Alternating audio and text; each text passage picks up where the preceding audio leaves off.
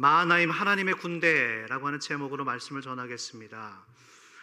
스포츠 경기에 백미가 있다면 반전되는 거예요. 역전되는 겁니다. 예상을 뒤엎는 거죠. 아주 약한 팀이 강력한 우승 후보팀을 완전히 눌러버리는 거예요. 혹시 기억하실지 모르겠지만 지난 2016년에 브라질에서 있었던 리우 올림픽에서 있었던 펜싱 경기, 박상현 선수의 마지막 결승 그 에페 경기를 기억하시는지 모르겠습니다. 그때 이 박상현 선수가 완전히 압도적으로 밀리고 있었어요. 패색이 짙었죠. 아, 이거 안 되겠다. 그때 이제 잠깐 휴식 시간이었는데 그때 이 선수가 멍 때리고 있었어요. 아마 자포자기 하지 않았을까. 그런데 누군가가 관중석에서 이런 말을 외쳤죠. 기억나세요? 뭐라고 했죠? 할 수 있다! 할 수 있다! 이 말을 들어요. 그리고 그 할 수 있다라는 말을 박상현 선수가 혼자 되뇌입니다. 그래, 할 수 있다! 할 수 있다! 자, 어떤 일이 벌어졌을까요? 영상 한번 보겠습니다. 머리가 복잡해질 필요 없습니다. 자, 공격합니다. 아래쪽 공격 실패. 자, 이렇게 해서 2라운드가 끝났습니다. 우승자거든요. 그러니까요. 늦게 아주 꽃을 피우는 선수 같아요. 네. 자, 할 수 있다. 예자이고요. 9점이 박상현인데. 친구 따라갈 정도는 됩니다. 네, 들어갑니다. 되죠. 친구 박상현, 자, 공격합니다.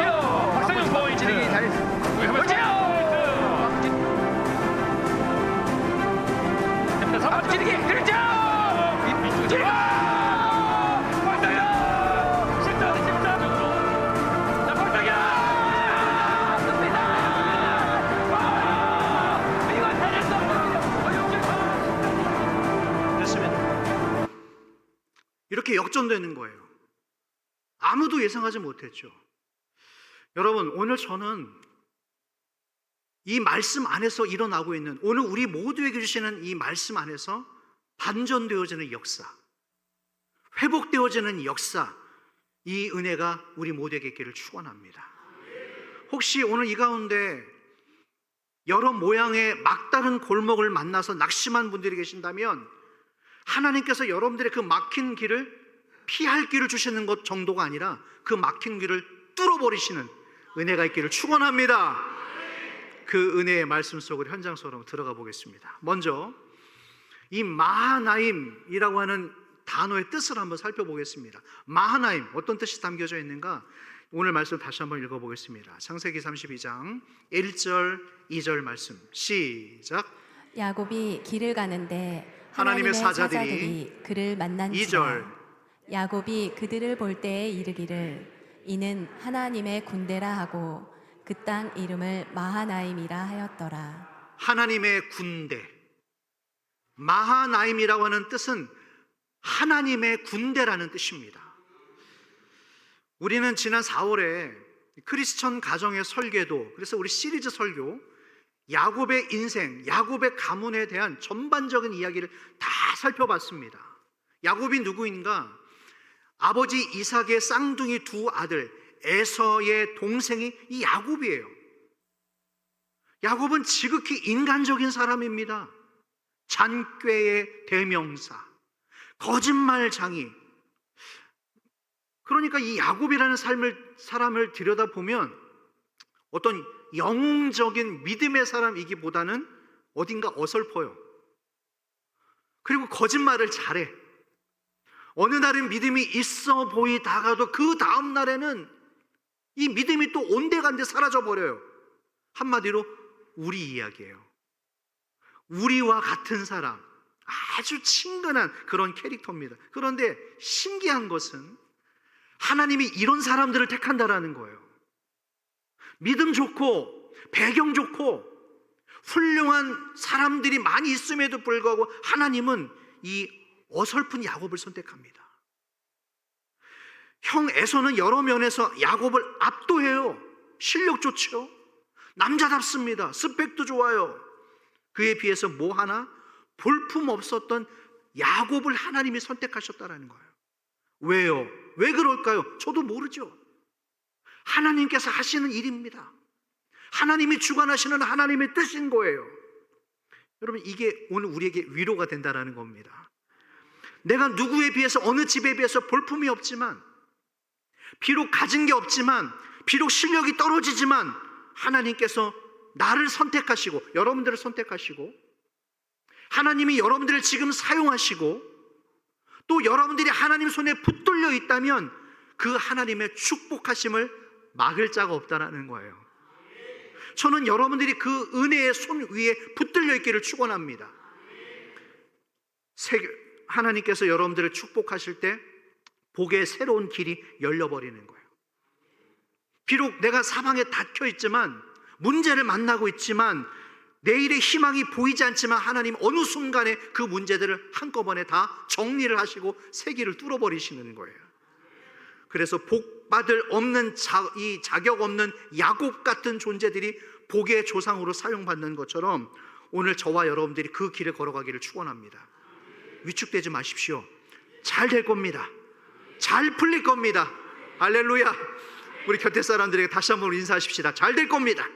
잘 될 거예요. 잘 풀릴 거예요. 왜냐? 하나님께서 우리에게 복 주시기로 작정하셨기 때문에, 내가 너에게 은혜를 줄 것이다 라고 작정하셨기 때문에 막다른 골목에서, 길에서 새로운 길이 열리게 될 것입니다. 우리나라도 그렇죠. 우리나라는 주변 열강들 틈에 자리 잡고 있어요. 그런데 그럼에도 기죽지 않고 우리나라는 지금 당당하게 선진국 반열에 들어갔습니다. 미국, 중국, 독일처럼 뭐 땅이 넓다든가 뭐 인구가 많은 것도 아니지만, 인간적으로 보면 정말 보잘것없는 민족이지만 그 미국의 애플과 맞짱 뜨는 삼성이 있는 나라가 우리나라예요. 대단한 나라입니다.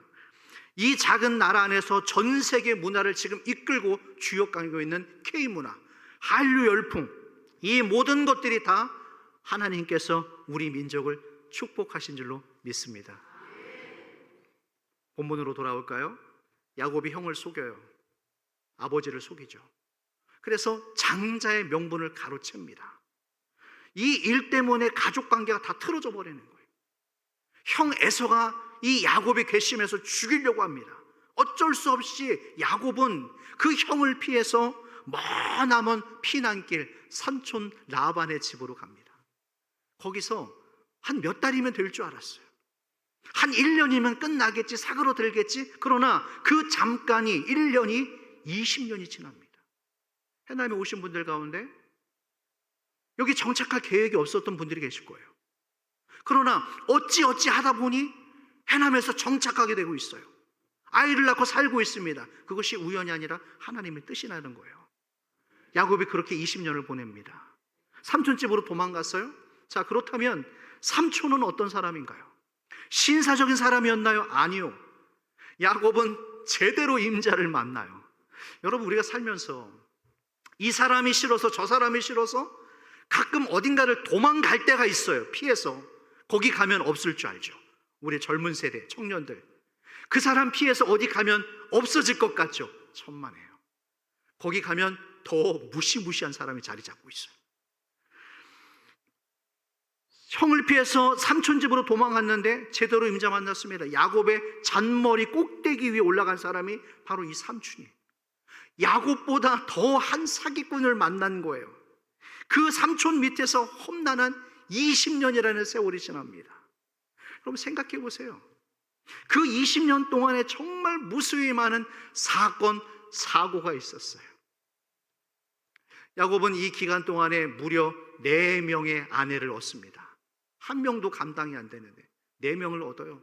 그리고 그 밑에 자식들을 몇 명이 낳죠? 13명을 낳습니다. 여러분들은 별 놀라지도 않죠? 13명 정도면. 아들 12에 딸 하나를 낳아요.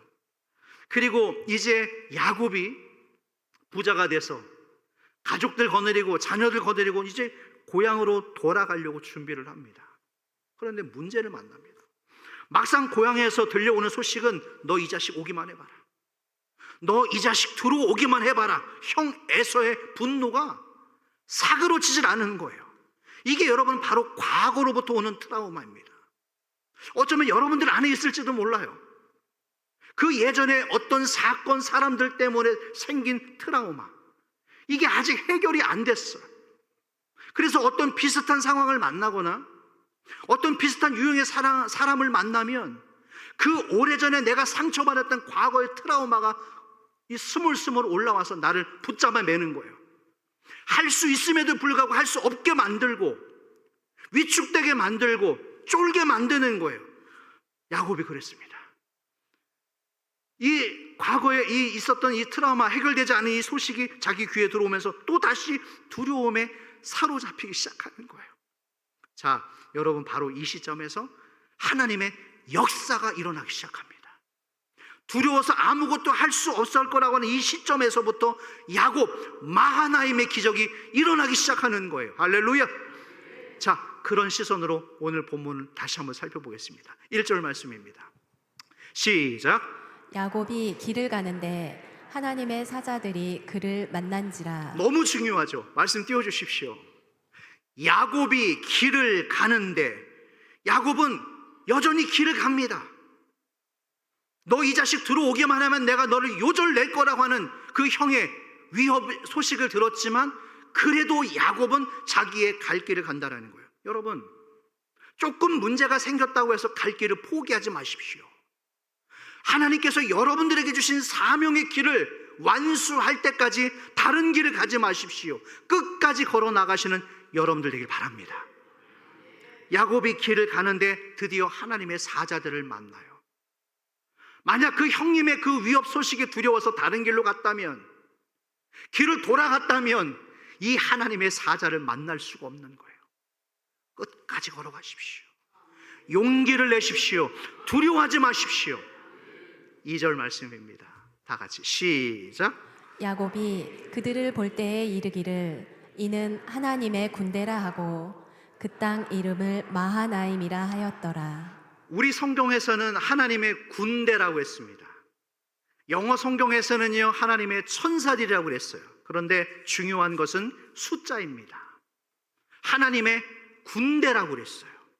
10명 모여 있는 게 아니에요. 여러분, 지금 50명, 100명이 모여 있는 것이 아니라 큰 군대라고 하는 어마어마한 무리의 숫자의 천사들을 하나님이 보내셨다라는 거예요. 여러분, 상상 한번 해보십시오. 과거의 트라우마를 가지고 형에게 두려움으로, 불안함으로 형님에게 가고 있었던 이 야곱에게 하나님께서 마하나임, 보느냐 아들아, 보느냐 딸아, 내가 너에게 하나님의 군대를 보여주는 거예요. 얼마나 안심이 들었을까요? 얼마나 든든했을까요? 형이 자기를 죽일지도 모른다는 이 두려움 가운데 수많은 용병들을 거느리고 자기를 죽이려고 미친 듯이 달려오고 있다는데 하나님께서 이 야곱에게 하나님의 군대를 보여주는 거예요. 보고 있니? 내가 너의 주변에 수많은 천군 천사들과 하나님의 군대로 너를 지키고 있을 것이다. 할렐루야. 얼마나 든든했겠어요. 그러나 중요한 것은 이 하나님의 군대를 본 사람은 오직 한 사람, 야곱뿐입니다.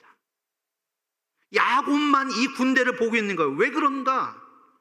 영의 눈을 가진 사람이 야곱뿐이니까 영의 눈을 가진 사람만이 영적인 존재를 보는 겁니다. 저는 여러분들에게 이 눈이 열려지기를 축복합니다. 이 눈을 가지지 못한 사람은 자기 눈에 보이는 것만 봐요. 이 영안이 열리지 않는 사람은 눈에 보이는 것만 믿어요. 들리는 것만 들어요. 하지만 영의 눈을 가진 사람은 놀라운 하나님의 나라를 바라보는 거예요. 세상의 눈을 가진 사람들은 육신의 안목으로만 세상을 바라보고 뉴스를 듣기 때문에 걱정이 됩니다. 불안합니다. 염려가 됩니다. 내일 일이 한치 앞을 내다볼 수 없습니다. 그러나 기도하는 사람들은, 영의 눈이 열린 사람들은 영의 눈을 가지고 남이 보지 못하는 존재들을 바라보는 거예요. 문제만 바라보는 것이 아니라 나를 애워싸고 있는 하나님의 군대를 바라보는 겁니다. 그러면서 영적인 해석을 하고 자기에게 희망과 동기를 보여줘, 새로운 희망을 불어넣는 거예요. 그래, 비록 나에게 여러 가지 문제를 만났지만 하나님께서 나에게 하나님의 군대를 보내주셨지, 하나님의 은혜를 부어주시지, 그래 할렐루야 할 수 있다, 이 은혜가 있기를 축복합니다. 야곱이 언제 어디서 이런 은혜를 입게 되어졌는가? 제가 생각해 보면 그렇습니다. 자기 형 때문에 집 떠나와서 그 날밤에 들판에서 잠을 자잖아요. 돌베개 베고 노숙하잖아요. 그때 꿈을 꿉니다. 어떤 꿈을 꾸죠? 자기가 서 있는 곳에서 사닥다리가 하늘까지 닿는 높은 사닥다리가 세워지고 그 사닥다리로 수많은 하나님의 사자들, 천사들이 오르락 내리락 오르락 내리락 하는 꿈을 꾸는 거예요. 다시 말해서 무지했던 야곱의 영안이 열려지는 거예요. 아, 하나님께서 나와 함께 계시는구나, 하나님이 살아계시는구나. 그래서 그 지명을 뭐라고 부르죠? 베델이라고 합니다. 베델. 이때 영안이 열려버린 거예요. 여러분, 그때도 위기였어요. 야곱은 그때도 외로웠습니다. 그때도 고통스러웠습니다. 그러나 중요한 것은 하나님의 은혜가 그런 때에 우리에게 임한다라는 거예요. 내가 어려울 때, 내가 고통스러울 때, 내가 가난할 때, 그 어느 때보다도 하나님의 은혜가 그때 우리에게 가까이 온다라는 겁니다. 오늘도 마찬가지예요. 자기 형님이 아직도 그 오래된 감정을, 묵은 감정을 해결하지 못하고 훈련된 용병들을 데리고 너 걸리기만 해봐라, 그냥 너를 죽여버리겠다고 그렇게 작정하고 달려오는 이 위기 가운데, 이 어려운 가운데 마하나임 하나님의 군대를 봅니다. 아무도 보지 못하는 하나님의 천사를 이 야곱이 보고 있는 거예요. 얼마나 든든했을까요? 얼마나 위로가 되어줬을까요? 네가 네 형 때문에 염려하고 있구나, 야곱아. 네가 지금 그 일을 걱정하고 있구나. 걱정하지 마라. 내가 너에게 군대를 보내주마. 내가 너에게 수많은 무리의 천사들을 보내주마. 하나님께서는 우리가 어려운 일을 만날 때 이와 같은 천사들을 보내주셔서 우리를 도와주신다라는 거예요. 그러니 여러분, 염려하지 말라는 것입니다. 근거 없는 희망을 드리는 것이 아니에요. 희망 고문을 드리는 것이 아니라 오늘 말씀을 여러분들에게 드립니다. 왜 우리가 힘들까요? 왜 그 일이 잘 풀리지 않을까요? 어쩌면 내 힘으로만, 내 생각으로만, 내 의지로만 그 일을 풀려고 하기 때문에 그 일이 잘 안 될지도 몰라요. 그러니 여러분, 이제 좀 내려놓으십시오. 왜 그걸 여러분들이 갖고 계십니까? 왜 사람의 눈으로만 그걸 풀려고 하십니까? 아니요, 영안을 열어버리십시오. 말씀을 붙드십시오. 내 주변에 하나님의 군대, 천사가 있다는 것을 기억하시고 이겨내시는 여러분들에게 바랍니다. 내가 아무리 내 건강 잘 지켜도 그렇더라고요. 내 의지와 상관없이 우리의 건강이 한순간에 무너질 수 있겠더라고요. 내가 아무리 재산을 힘들게 쌓았고 많이 벌었어도 금융위기 한 번 닥치면은 평생 자산도 한순간에 다 날아가더랍니다. 내 인생을 우리 스스로 지킬 수 없다라는 거예요. 어쩌면 지금까지 우리 모두 인생 가운데 우리에는 수없이 크고 작은 위기가 있었습니다. 여러분들도 그랬죠? 그 고비 때마다 하나님께서 우리에게, 여러분들의 가정에, 여러분들의 자녀들에게 마하나임 하나님의 군대를 보내셨어요. 그리고 여러분들을 살려내셨고 여러분들의 자녀를 살려내셔서 그 은혜로 기적같이 회생했던 적이 한두 번이 아니었습니다. 그때마다 우리는 뒤늦게 말하죠. 아, 정말 하나님께서 나를 도와주신 것 같아요. 하나님께서 천군 천사를 둘러싸서 나를 보호해 주시는 듯한 느낌이었습니다. 바로 그것입니다. 저는 이 교회를 바라보면, 우리 교회를 바라보면서 하나님의 군대가 우리 교회를 둘러싸서 지키고 있는 것을 느낍니다. 확신합니다. 허무맹랑한 사람들의 공격이 있을 때, 유언비어가 있을 때에도 하나님께서 우리 교회를 지켜주시고, 우리 교회 뒤늦게 오신 분들은 모르실 겁니다. 수년 전에 태풍이 불 때 이 지붕이 태풍 바람으로 날아갔대요. 그때도 하나님께서 마하나임의 군대를 보내주셔서 이겨내게 하셨고 어둠의 권세를 물리치시고 교회를 다시 지켜주신 줄로 믿습니다. 우리나라도 그랬죠. 지금 남과 북한이 갈라져서 이 휴전 상태에 있지만 휴전 때문에 전쟁이 일어나지 않는 게 아니에요, 여러분. 언제든지 이 땅에는 전쟁이 있을 수 있습니다. 지금 이 러시아와 우크라이나의 전쟁보다, 또는 중동 지역의 전쟁보다 더 무시무시한 전쟁이 얼마든지 일어날 수 있어요. 그런데 왜 안 일어나는가? 휴전 협정 때문에요? 아니요. 이 나라의 전쟁을 억제하시는 하나님의 손, 남한과 북한의 전쟁을 억제하시는 하나님의 손이 있기 때문에 저는 일어나지 않는다고 확신합니다. 지켜주시는 하나님. 저는 설교할 때 정치 얘기 잘 안 합니다. 하고 싶지 않습니다. 그러나 이 나라를 볼 때마다 정말 눈물이 나고, 앞으로 정말 이 나라가 어찌 될 것인가, 그런 가운데서도 정치인들이 수없이 민생을 돌보지 않고 싸우고 있는 이 어지러운 가운데서도 그래도 이 나라가 이렇게 유지될 수 있는 것은 우리들이 지혜로워서가 아니에요. 하나님께서 이 민족을 붙잡고 있기 때문에, 이 민족을 불쌍히 여기기 때문에 이 은혜가 있는 줄로 믿습니다. 야곱은요, 내면 강한 사람 아닙니다. 이 멘탈이 유리잔처럼 약한 사람이에요. 작은 일에 상처받고요, 작은 일에 시험받는 사람입니다. 그런데 오늘 이런 사람에게 마하나임, 하나님의 군대를 보여주세요. 얼마나 힘이 됐을까요? 그러면 룰루랄라 끝까지 가야 될 거 아니겠어요? 그러나 이 마음이 또 얼마 못 가서 바뀌어요. 이거 우리 이야기예요. 자, 이어지는 말씀 한번 보겠습니다. 6절 7절 말씀이에요. 다 같이 한번 읽어볼까요? 시작. 사자들이 야곱에게 돌아와 이르되 우리가 주인의 형 에서에게 이른즉 그가 400명을 거느리고 주인을 만나려고 오더이다. 멈춰주십시오. 이런 사람들이 문제예요. 아까 말씀드렸죠. 영안이 열리지 않는 사람, 눈에 보이는 대로 보이는 사람들이 문제예요. 자, 사자들이 뭐라고 그러냐면 야곱에게 와서 주인님, 큰일 났습니다. 큰일 났습니다. 지금 당신 형님께서 용병들, 훈련된 군사들을 데리고 400명을 데리고요, 미친 듯이 달려오고 있답니다. 이걸 그대로 전하고 있어요. 이 말을 들은 야곱이 어땠을까요? 이어지는 7절 말씀 보십시다. 시작. 야곱이 심히 두렵고 답답하여. 거기까지. 야곱이 어땠다고요? 심히 두렵고 답답해요. 즉, 예배 드릴 때는 말씀이 너무 좋았어요. 은혜 받았어요. 그런데 막상 집으로 돌아가서 남편 바라보고 아내 바라보고 아이들 바라보고 답답한 현실을 바라보니까 또 다시 옛날의 트라우마가 스멀스멀 올라오는 거예요.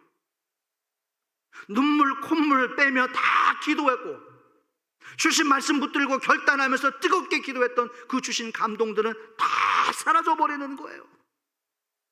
저 문을 열고 나가면서 주셨던 말씀들은 다 잊어버리는 거예요.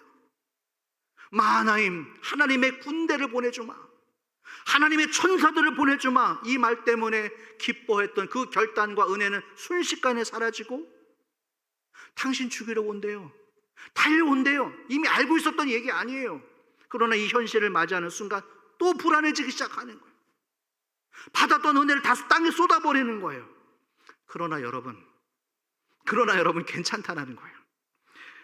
야곱처럼 하나님 앞에 절실한 마음을 가지고 있다면, 여전히 나는 주님 앞에 그 길을 끝까지 가겠다라고 작정하셨다면 약속대로 기적은 일어날 줄로 믿습니다. 거기서 포기하지 마십시오. 은혜 받고 나가면 자꾸 귀신같이 정말 사람들, 인간적인 말을 던지는 사람들이 있어요. 속을 뒤집어 놓는 사람들이 있어요. 거기에 넘어지지 말라는 거예요. 주신 말씀만 붙드십시오. 상황을 바라보지 마십시오. 인간적인 눈으로만 바라보지 마십시오. 말씀을 붙드십시오. 여러분, 고시원 가보셨어요? 고시원 특징이 뭔지 아세요? 이 방이요, 따닥따닥 붙어 있어요. 한 사람 겨우 누울 정도로. 이 고시원의 방의 특징이 있다면 창문이 없습니다. 창문 없어요. 창문이 있는 방과 창문이 없는 방의 이 가격은요, 하늘과 땅 차이예요. 지하식당, 제가 언제 한번 지하식당에 갔는데 그 지하식당에 가면 습하잖아요. 답답하잖아요. 그러니까 이 주인장이 뭔가를 아는 사람이야. 벽 한쪽에 현수막에 창문을 하나 현수막에 만들어 놓고 그 창문 너머에 저 푸른 초원 들판을 딱 만들어 놔서 그 벽에다 붙여 놓은 거예요. 한 현수막을. 그러니까 여전히 우리는 지하에서 밥을 먹고 있지만 지하가 아닌 것 같은 착각이 드는 거예요. 아주 좋은 환경 속에 있는 것처럼 느껴지는 거예요. 주인장이 뭘 아는 사람이에요. 여러분, 창문이라고 하는 것은 우리들에게 창밖에 어떤 새로운 세상이 있다라고 하는 믿음과 확신을 줍니다. 방 안이 전부가 아니라고요. 내가 머물고 있는 그 좁은 방 안이 전부가 아닙니다. 믿는 사람은, 예수 믿는 사람은 내가 머물고 있는 좁은 방 안만 보는 것이 아닙니다. 창을 통하여서 우리에게 주시고자 하는 약속의 땅을 바라보는 그 믿음의 사람들이 여러분들에게 주의 이름으로 축원합니다. 창을 볼 수 있는 사람과 창 밖을 보지 못하는 사람, 창 밖의 세상을 보는 사람들은요, 언젠가 그 세상으로 나갈 준비를 하는 거예요. 그 은혜, 그 준비의 은혜가 있기를 축복합니다. 다윗이 그런 사람이었죠.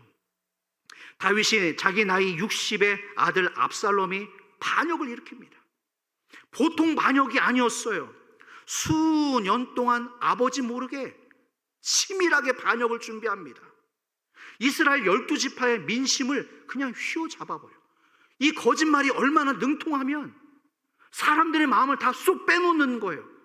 허무맹랑한 이야기 만들어내서 이간질시키고 다 넘어뜨리고 아버지의 참모들을 자기 편으로 다 흡수해버립니다. 못된 아들이죠. 그래서 다윗이 남아있는 소수의 부하만 데리고 간신히 예루살렘을 탈출하는데 이 압살롬이 자기 아버지를 죽이려고 거기까지 쫓아가요. 요단강 건너까지 쫓아간 그는 못된 아들입니다. 그때 사람들이 생각하죠. 아이고, 다윗도 끝났구만. 지 아들 손에 죽겠구만. 왜냐하면 다 떠났으니까. 수만 대군을 거느리고 있으니까 자기 아들이 다 끝났구만. 이제 저 왕도 다 지나갔구만. 죽는 일만 남았구만. 바로 그때에 모든 사람들이 다 희망을 꺾고 이제 다윗은 죽는 일만 남았구만 라고 하는 그때부터 마하나임, 하나님의 군대가 일어나기 시작합니다. 오늘 저는 여러분들이 이곳에서, 이 부분에서 아멘 하실 수 있기를 축원합니다. 모두가 소망을 다 잃어있는 그때부터 마하나임의 군대가 일어나기 시작합니다. 어떻게 이겼는지 아세요? 압살롬이 이길 뻔했어요. 이길 수밖에 없었죠. 그러나 하나님께서 어떻게 반전시키는가? 압살롬을 따르던 수 밑의 사람들의 관계를 다 틀어버립니다. 베프였던 사람, 좋았던 사람, 나쁜 동기로 만났던 사람들의 모든 관계를 다 흩어지게 함으로써 이 압살롬이 결과적으로 죽게 되어져요. 여러분, 다윗에게 믿기 어려운 마하나임의 역사가 일어나기 시작합니다. 나무들이 서 있을 때에는 어떤 나무들이 뿌리 깊은 나무인지 우리가 알 수 없어요. 그러나 언제 뿌리가 깊은 나무인지 알 수 있는가? 폭풍이 한번 불어와야 됩니다. 바람을 한번 맞아 봐야 돼요. 큰 바람을 맞아 봐야지 그때 쭉정이, 가라지, 뿌리 얇은 나무가 그때 다 그 바람에 날아가 버립니다. 그러나 뿌리 깊은 나무, 말씀에 자기의 중심을, 모든 것을 다 내리고 있는 사람은 그 폭풍 위에도 날아가지가 않는 거예요. 저는 오늘 이 말씀을 듣는 여러분들이 제 아무리 세상의 풍파 바람을 만날지라도 이 말씀 가운데 여러분의 중심이 뻗어 있기를 축원합니다. 깊이 뿌려져 내리기를 축원합니다. 야곱과 다윗이 오늘 이 마하나임 하나님의 군대의 반전을 이룰 수 있었던 비결은 단 하나, 이들이 말씀의 뿌리를 내리고 있었다는 겁니다. 우리가 최근까지 새벽 예배 시편 말씀을 나눴습니다. 다윗의 탄원시, 억울한 상황에서, 죽음의 위협 앞에서, 사방이 막혀 있는 가운데서 다윗이 어떻게 기도해요? 기억나세요? 하나님이여, 하나님이여. 저는 이 단어에 많은 의미가 있다고 생각해요. 하나님이여, 내가 나의 목소리로 부르짖습니다. 다윗이 이런 기도를 해요. 하나님이여, 내가 나의 목소리로 부르짖습니다. 남이 써준 기도문 아닙니다. 만약 여러분들이 지금 고난 중에 계신다면, 그렇다면 여러분들의 목소리를 내야 돼요. 남의 기도를 타고 흘러갈 것이 아니라 고난 중이라면, 위기라면 여러분들의 목소리를 내십시오. 하나님이여, 내가 나의 목소리로 부르짖습니다. 남의 기도로 대신하지 마십시오. 자기의 언어로 하나님 앞에 절박하게 부르짖을 때 마하나임, 하나님의 군대가 일어날 줄로 믿습니다. 하나님의 천사가 일어날 줄로 믿습니다. 구하라 주실 것이요, 찾으라 찾아낼 것이요, 문을 두드리라 그리하면 너희에게 열릴 것입니다. 이 다음 구절이 더 중요해요. 마태복음 7장 8절입니다. 우리 다 같이 한번 크게 읽어보겠습니다. 시작. 구하는 이마다 받을 것이요 찾는 이는 찾아낼 것이요 두드리는 이에게는 열릴 것이니라. 받을 것이요, 찾아낼 것이요, 열릴 것이요. 다시 한번 받을 것이요, 찾아낼 것이요, 성가대 열릴 것이다. 할렐루야. 이 은혜입니다. 여러분, 예수님을 믿을 때 이렇게 믿으셔야 돼요. 믿음 없이 기도하면 안 됩니다. 진짜 믿음이라는 것은 바랄 수 없는 상황에서 바라보는 거예요. 안 될 상황이 뻔한데도 그래도 주님을 의지하고 기대하는 겁니다. 이게 바로 하나님을 기쁘시게 하는 거예요. 사람을 그렇게 기쁘게 하려고 노력들 하잖아요. 그런데 하나님을 기쁘시게 하는 노력은 없거나 약해요. 아니요, 하나님을 기쁘시게 하시면 끝이 납니다. 내 믿음과 주신 말씀을 붙들고 나아갈 때 하나님이 기뻐하시는 거예요. 하나님이 기뻐하시는 경기가 뒤집힙니다. 마하나임의 기적은 내가 주님 앞에서 부르짖는 자리에서부터 시작된다는 것을 믿으시기를 바랍니다. 압살롬 간절히 은혜를 구했다는 구절 저는 못 찾았어요. 에서가 하나님의 은혜를 간절히 사모했고 부르짖었다는 구절을 저는 찾아본 적이 없어요. 이 사람들의 특징은 늘상 하나님을 무시하고 하나님의 은혜를 저버리고 시시하게 하나님을 믿으니까 하나님도 시시한 것밖에 줄 것이 없어요. 여러분, 하나님을 믿으실 때 시시하게 믿지 마십시오. 시시하게 믿으면 하나님도 우리에게 줄 것이 그런 것밖에 없어요. 이 사람들이 하나님을 함부로 대하니까 하나님 역시도 이 사람들을 쉽게 대하는 거예요. 그들은 하나님 앞에 간절히 은혜를 구하지 않았어요. 사모하지도 않았어요. 비록 세상적으로는 좋은 스펙을 가졌고 많이 배우고 많은 가진 것을 가졌을지 모르겠지만 여러분, 인생은 가졌다고 해서 전부가 아닙니다. 어떤 분들 이렇게 말하는 분들이 있어요. 목사님, 저는 인생을 시작할 때 참 어려웠습니다. 가난했습니다. 부모님이 계시지 않아서 고아로 자랐습니다. 공부할 수 없는 형편이었습니다. 그래서 남보다 못 배웠습니다. 그래서 남보다 덜 가졌습니다. 사람들은 이 시작점을 자주들 말씀하시더라고요. 여러분, 시작점이 중요한 것이 아닙니다. 결승점이 중요합니다. 귀 있는 자는 들으십시오. 시작점이 중요한 것이 아니라 인생은 결승점이 중요합니다. 마지막에 웃는 사람이 진짜 이기는 거예요. 시작할 때는 웃었지만 중간 마지막 가서 비명을 지르고 절규하면서 쓰러지는 사람 많이 봤습니다. 마지막에 웃는 사람. 시작점이 초라하다고 해서, 지금 여러분들이 별 볼 일 없다고 해서 사람들이 여러분들이 무시한다고 신경 쓰지 마십시오. 마지막 파이널 결승점의 지점에 누가 들어가게 되는가 결말을 보시기를 바랍니다. 저는 늘 여러분들 축복합니다. 노년이 잘 되기를 축원합니다. 이후의 삶이 잘 되기를 주의 이름으로 축원합니다. 하나님의 군대가 지키고 있는 사람은 절대로 흔들리지 않아요. 마하나임의 역사가 있는 한 여러분들의 대적이 여러분들을 죽이지 못할 것입니다. 물론 휘청거릴 수는 있겠죠. 우리가 때로는 넘어질 수 있겠죠. 그러나 여러분들은 다시 일어나게 될 것입니다. 처음에 인사했죠? 잘 될 겁니다.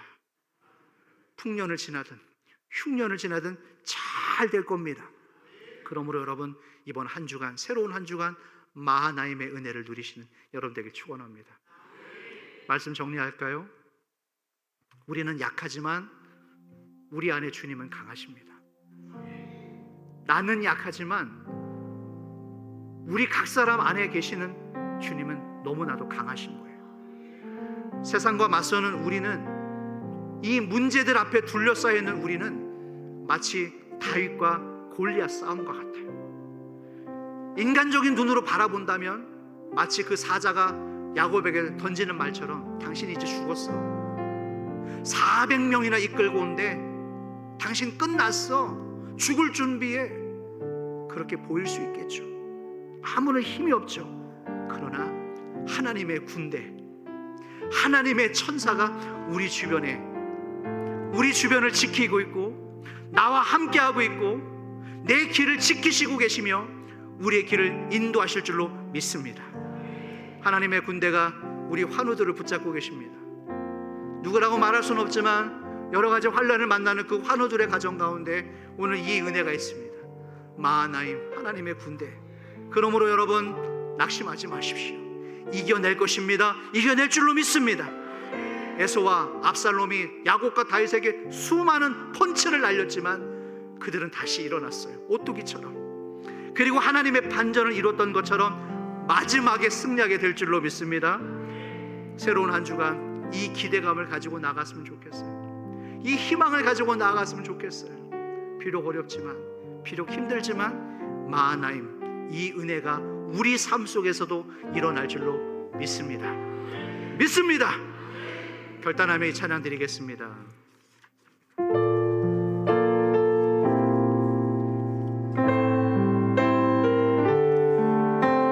내가 지금까지 지내온